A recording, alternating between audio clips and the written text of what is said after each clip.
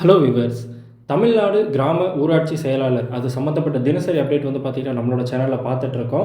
So அதில் வந்து 1483 பணியிடங்களுக்கு அந்த அப்ளை பண்ணுறதுக்கு உண்டான டைம்லைன் அப்படிங்கிறது நவம்பர் 9ஆம் தேதியோட முடிஞ்சு. ஸோ கிட்டத்தட்ட வந்து பார்த்தீங்கன்னா 10 நாட்கள் ஆச்சு. ஸோ 24ஆம் தேதிக்குள்ளே வந்து பார்த்தீங்கன்னா இப்போ அந்த விண்ணப்பங்கள் வந்து பார்த்தீங்கன்னா பரிசோதனைக்கு விண்ணப்ப சரிபார்ப்பு அப்படிங்கிறது நடந்துகிட்ருக்கோம். ஸோ 24க்குள்ளே வந்து பார்த்தீங்கன்னா அதை கம்ப்ளீட் பண்ணிவிட்டு டிசம்பர் 3க்குள்ளே வந்து பார்த்தீங்கன்னா அந்த ஹால் டிக்கெட் அந்த செலெக்ஷன் லிஸ்ட் அப்படிங்கிறது வந்து பார்த்தீங்கன்னா வெளியிடுவாங்க. ஸோ அது வந்து டிஎன்ஆர்டி வெப்சைட்லையும் சரி இல்லை அந்தந்த மாவட்ட வெப்சைட்டுகள் வெளியிடுறாங்களா அப்படிங்கிறது வெயிட் பண்ணி பார்க்கணும். ஏன்னா நம்ம இப்போ இந்த சமீப காலமாகவே வந்து பார்த்திங்கன்னா ஒரு 2 வாரங்களாகவே வந்து தமிழ்நாட்டில் இருக்கக்கூடிய அனைத்து அரசு அதிகாரிகளும் ஆசிரியர்கள்லேருந்து இந்த வருவாய்த்துறை அதிகாரிகள்லேருந்து எல்லாருமே வந்து இந்த எஸ்ஐஆர் பணிகளில் வந்து ரொம்ப முழுமையாக வந்து பார்த்திங்கன்னா ஈடுபட்டிருக்காங்க. ஸோ நேற்று வந்து பார்த்திங்கன்னா ஒரு டேட்டா பிரகாரம் 90% அந்த அப்ளிகேஷன்ஸ் வந்து பார்த்திங்கன்னா வெளியிட்டிருக்காங்க. அதாவது மக்களுக்கு வந்து பார்த்திங்கன்னா கொடுத்துருக்காங்க. ஸோ தமிழ்நாட்டில் இருக்கக்கூடிய வாக்காளர்களில் 90% பேருக்கு அந்த எஸ்ஐஆருக்கு உண்டான அந்த அப்ளிகேஷன் அப்படிங்கிறது கொடுத்துருக்காங்க. ஸோ அதில் வந்து 13.4% தான் ரிட்டர்ன் வாங்கியிருக்காங்க, ஃபில் பண்ணி ரிட்டர்ன் வாங்கியிருக்காங்க. ஸோ இன்னும் கிட்டத்தட்ட ஒரு 85லிருந்து ஒரு 70% பேர் வந்து பார்த்திங்கன்னா இன்னும் வந்து ரிட்டர்ன் கொடுக்காமல் இருக்காங்க. அந்த மாதிரி இருக்கனால அந்த பணிகள் இப்போ மும்முரமாக வந்து போயிட்டுருக்கு. ஸோ அதனால தான் ஒரு சில பகுதிகளில் கிராம முதல்வர் தேர்வு கூட வந்து பார்த்திங்கன்னா தாமதமாயிட்டிருக்கு. ஸோ இது வந்து பார்த்திங்கன்னா ஒரு முழு காரணம் கிடையாது. பட் மேக்ஸிமம் இந்த காரணமாக இருக்கிறதுக்காக தான் வாய்ப்பு இருக்குது. இன்கேஸ் இந்த கிராம ஊராட்சி செயலாளர் இந்த தேர்வுமே இந்த செலெக்ஷன் லிஸ்ட்டுமே தாமதமாச்சுன்னா இதுவும் வந்து பார்த்திங்கன்னா நம்ம காரணமாக எடுத்துக்கலாம். பட் இது வந்து இப்போதைக்கு வந்து அந்த டேட் அப்படிங்கிறது நம்ம ஆல்ரெடி வந்து பார்த்திங்கன்னா நம்மளோட சேனலில் பார்த்தோம். ஸோ விண்ணப்ப சரிபார்ப்பு அப்ளிகேஷன் வெரிஃபிகேஷன் அப்படிங்கிறது நவம்பர் 10லேருந்து நவம்பர் 24 வரைக்கும் நடக்கும். அண்ட் வந்து செலெக்ஷன் லிஸ்ட் ஹால் டிக்கெட் அப்படிங்கிறது வந்து பார்த்திங்கன்னா டிசம்பர் 3ஆம் தேதிக்குள்ளே வழங்கிடுவாங்க. அண்ட் இன்டர்வியூ அண்ட் திறன் தேர்வு அப்படிங்கிறது வந்து டிசம்பர் 4லேருந்து அந்த 15 வரைக்கும் நடக்கும்.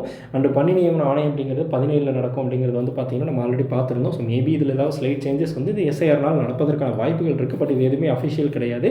மேபி அந்த மாதிரி ஏதாவது சேஞ்சஸ் இருந்துச்சு அப்படின்னா நம்மளுக்கு டிஎன்ஆர்டி வெப்சைட்டில் வந்து பார்த்திங்கன்னா வெளியிடுவாங்க. அந்த செலெக்ஷன் லிஸ்ட் வெளியிடும் போதே அதில் ஏதாவது இந்த டேட் எல்லாமே வந்து பார்த்திங்கன்னா வெளியிடுவாங்க. ஹால் டிக்கெட் வரவங்களை வச்சு நம்ம தெரிஞ்சுக்கலாம். உங்களுக்கு யாருக்காவது அந்த மாதிரி வந்து ஹால் டிக்கெட் ரிசீவ் ஆச்சு அப்படின்னா இன்னும் 10 டேஸ் கழிச்சு தான் வரப்போகுது. பட் இருந்தாலும் உங்கள் கைக்கு வந்துச்சு அப்படின்னா கண்டிப்பாக நம்மளுக்கு வந்து பார்த்திங்கன்னா கமெண்ட் பண்ணுங்கள். அதில் என்ன மாதிரியான விவரங்கள் இடம்பெற்றிருக்கு அப்படிங்கிறதையும் வந்து பார்த்திங்கன்னா சொல்லுங்கள். அண்ட் இப்போ நம்ம வந்து ரொம்ப இம்பார்ட்டண்ட்டாக பார்க்க போகிறது என்னென்னா, இதுக்கு முன்னாடி நம்ம வந்து கிராம நிர்வாகம்னா என்ன, அந்த கிராம நிர்வாகத்திலிருந்து கேட்கப்படக்கூடிய கேள்விகள் அண்ட் உங்களோட பிஹேவியரல் ஸ்கில்ஸ், ஒரு ப்ராப்ளம் சால்விங் ஸ்கில்ஸ் என்ன அப்படிங்கிறது சம்மந்தப்பட்டது பார்த்தோம். அண்ட் இப்போ நம்ம பார்க்க போகிறது அதுலேயும் குறிப்பாக ரொம்ப முக்கியமானது. இப்போ ஒரு 15 மார்க் இருக்குன்னா அதில் ஒரு 3லேருந்து 4 மார்க் வரைக்கும் ஒரு 4 கேள்விகள் வரைக்கும் கேட்கப்படக்கூடியது உங்களோட ஜென்ரல் நாலேஜை வந்து பார்த்திங்கன்னா கண்டிப்பாக செக் பண்ணுவாங்க. ஸோ அப்படி தமிழ்நாட்டில் இருக்கக்கூடிய மிக முக்கியமான ஜென்ரல் நாலேஜ் கொஸ்டின்ஸ் என்ன அப்படிங்கிறது வந்து பார்த்திங்கன்னா பார்க்கலாம். ஸோ நிர்வாகம் மற்றும் அரசியல், அட்மினிஸ்ட்ரேஷன் அண்ட் பாலிடிக்ஸ். தமிழ்நாட்டின் தற்போதைய முதலமைச்சர் யார்? திரு மு.க. ஸ்டாலின். தமிழ்நாட்டின் ஆளுநர் யார்? திரு ஆர்.என். ரவி. தமிழ்நாட்டில் தலைநகரம் எது? சென்னை. தமிழ்நாட்டில் உள்ள மொத்த மாவட்டங்கள் எத்தனை? 38. தமிழ்நாட்டின் சட்டமன்ற உறுப்பினர்களின் எண்ணிக்கை எவ்வளவு? 234. தமிழ்நாட்டில் உள்ள மாநகராட்சிகளின் எண்ணிக்கை எவ்வளவு? 21. தமிழ்நாட்டின் தற்போதைய நிதி அமைச்சர் யார்? திரு தங்கம் தென்னரசு. தமிழ்நாட்டில் உள்ள மொத்த பாராளுமன்ற தொகுதிகள் எத்தனை? 39. சில பேர் 40 நினச்சிட்டு இருக்கீங்க. 40ங்கிறது புதுச்சேரியும் சேர்த்து. ஸோ புதுச்சேரி இல்லாமல் தமிழ்நாட்டில் மட்டும் வந்து பார்த்திங்கன்னா 39. கிராம ஊராட்சி நிர்வாக தலைவர் யார்? கிராம ஊராட்சி மன்ற தலைவர். தமிழ்நாட்டின் முதலாவது முதலமைச்சர் யார்? ஓமந்தூர் ராமசாமி ரெட்டியார். சுதந்திரத்துக்கு பிறகு. தமிழ்நாட்டின் உயர்நீதிமன்றம் எங்கு அமைந்துள்ளது? சென்னை. கிளை உயர்நீதிமன்றம் வந்து பார்த்திங்கன்னா மதுரையில் இருக்குது. தமிழ்நாட்டின் மாநில விலங்கு எது? நீலகிரி வரையாடு. தமிழ்நாட்டின் மாநில பறவை எது? மரகதப்புறா. தமிழ்நாட்டின் மாநில மரம் எது? பனைமரம். தமிழ்நாட்டின் மாநில மலர் எது? செங்காந்தல் மலர். புவியியல் மற்றும் இயற்கை. தமிழ்நாட்டின் மிக உயரமான சிகரம் எது? தொட்டபெட்டா நீலகிரி. தமிழ்நாட்டின் மிக நீளமான ஆறு எது? காவிரி. காவிரி ஆறு தமிழ்நாட்டில் எங்கு நுழைகிறது? தருமபுரி மாவட்டம் ஒகேனக்கல்.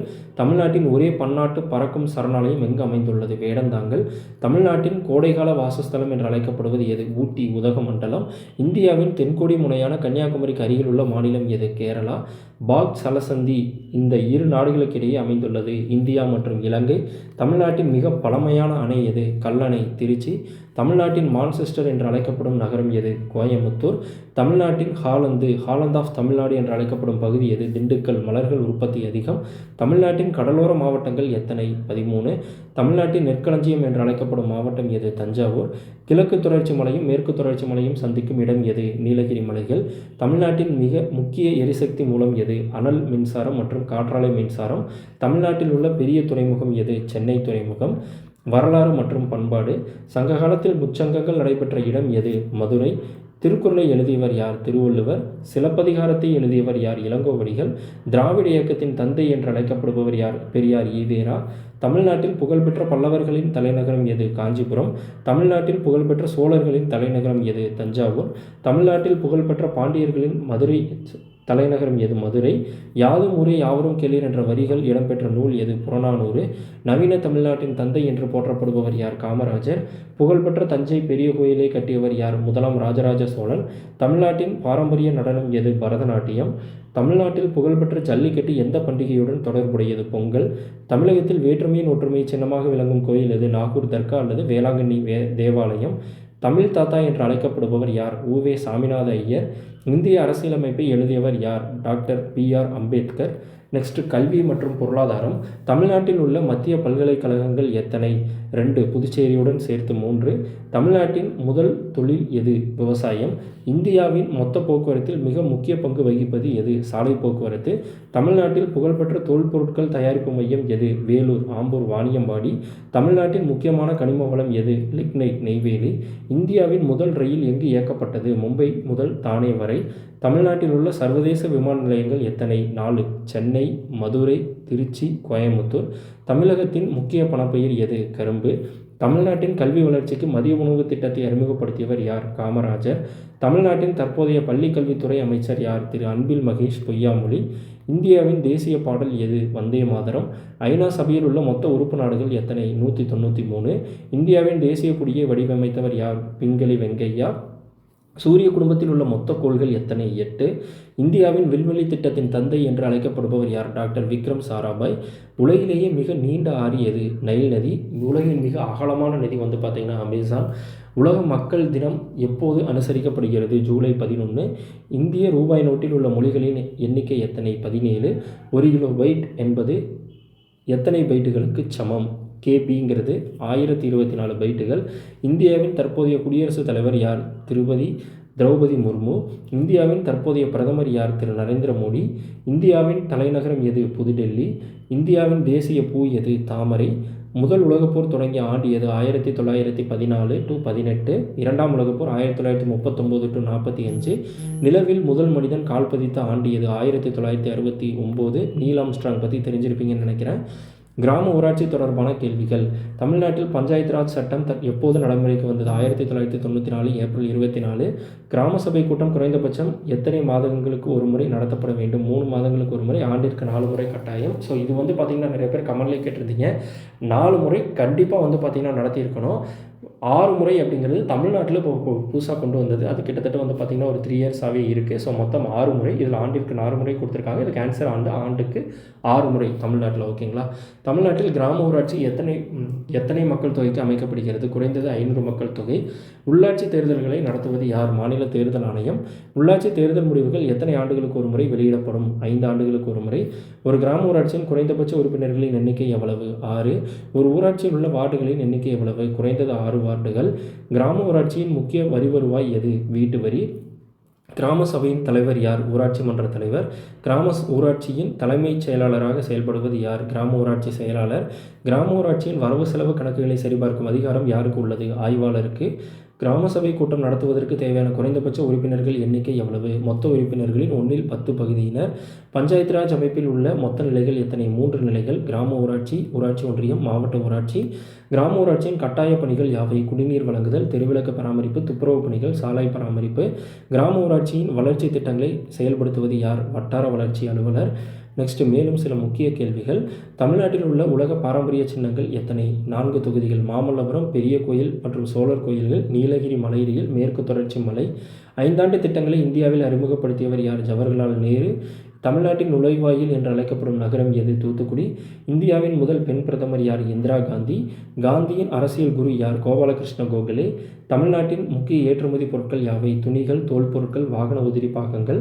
தமிழ்நாட்டில் உள்ள முதல் அணுமின் நிலையம் எது? கல்பாக்கம். வங்கி கணக்குகள் இல்லாதவர்களுக்காக இந்திய அரசால் தொடங்கப்பட்ட திட்டம் எது? பிரதான் மந்திரி ஜன் தன் யோஜனா. தமிழ்நாட்டின் சத்துணவு திட்டம் எப்போது அறிமுகப்படுத்தப்பட்டது? 1982. உலகின் மிக நீளமான சுவர் எது? சீன பெருஞ்சுவர். தமிழ்நாட்டின் தற்போதைய தகவல் தொழில்நுட்பத்துறை அமைச்சர் யார்? திரு பழனிவேல் தியாகராஜன். இந்தியாவின் தேசிய கீதத்தை எழுதியவர் யார்? ரவீந்திரநாத் தாகூர். தமிழ்நாட்டின் புகழ்பெற்ற தெற்கு ரயில்வேயின் தலைமையகம் எங்கு உள்ளது? சென்னை. திராவிட முன்னேற்றக் கழகத்தின் நிறுவனர் யார்? திரு சி.என். அண்ணாதுரை. உலக சுகாதார நிறுவனம் எங்கு அமைந்துள்ளது? Geneva, Switzerland. ஸோ இது வந்து பார்த்தீங்கன்னா 100 இம்பார்ட்டன்ட் ஜென்ரல் நாலேஜ் கொஸ்டின்ஸ். இவ்வளோ தான் வந்து பார்த்தீங்கன்னா கேட்பாங்க. ஸோ இதை தாண்டி வந்து கேட்பாங்க அப்படிங்கிறனாலும் நம்மளோட ஃபியூச்சர் வீடியோஸில் கொடுக்குறோம். பட் இதுதான் ரொம்ப முக்கியமானது. தமிழ்நாட்டினா இதை வந்து பற்றி தெரிஞ்சிருக்கணும் அப்படின்ட்டு. அண்ட் இதில் இன்க்ளூட் ஆகாமல் உங்களோட டிஸ்ட்ரிக்டில் யாராவது ஒரு அமைச்சர் இருக்காங்கன்னா அவங்க எந்த துறையை சார்ந்தவங்க, உங்களோட டிஸ்ட்ரிக்டில் யாராவது ஒரு முக்கியமான தலைவர்கள், முக்கியமான மன்னர்கள் இருக்காங்க, முக்கியமான கோயில்கள் இருக்குன்னா அதை பற்றி தெரிஞ்சுக்கோங்க. அண்ட் எல்லாரும் பிடிஎஃப் கேட்டிருந்தீங்க. ஸோ பிடிஎஃப் வந்து பார்த்தீங்கன்னா நான் டாக்குமெண்ட்டாக ரெடி பண்ணியிருக்கேன். அதில் நிறைய பேருக்கு வந்து பார்த்தீங்கன்னா அந்த இந்த இஷ்யூ இருந்துச்சு, அதை வந்து ஆக்சஸ் பண்ணுறதுல சில இஷ்யூஸ் இருந்துச்சு. ஸோ அந்த ஆக்சஸ் இஷ்யூஸ் இல்லாமல் வந்து பார்த்தீங்கன்னா பிடிஎஃப் ரெடி பண்ணி நான் கண்டிப்பாக கிராம ஊராட்சி செயலாளர்னு ஒரு போஸ்ட்டு கீழே வந்து பார்த்தீங்கன்னா அந்த லிங்க்கை வந்து கொடுக்குறேன். ஸோ வந்து அந்த தாமதத்துக்கு வந்து பார்த்தீங்கன்னா சாரி. நான் கண்டிப்பாக வந்து அந்த பிடிஎஃப் வந்து இப்போ அந்த கடைசி 3 வீடியோவில் இருக்கக்கூடிய இந்த 300 கொஸ்டின்ஸோட பிடிஎஃப்பும் வந்து பார்த்தீங்கன்னா நான் தனித்தனியாக லிங்க் வந்து பார்த்தீங்கன்னா போஸ்ட் பண்ணுறேன். ஓகேங்களா? ஸோ மேலும் தமிழ்நாடு கிராம ஊராட்சி செயலாளர் சம்மந்தப்பட்ட அப்டேட்களுக்கு நம்மளோட சேனல் வீடியோஸ் தொடர்ந்து பாருங்கள். இந்த வீடியோ பிடிச்சிருந்தா உங்களோட ஃப்ரெண்ட்ஸ்க்கும் ஷேர் பண்ணுங்கள். நம்மளோட சேனலை கண்டிப்பாக சப்ஸ்கிரைப் பண்ணுங்கள்.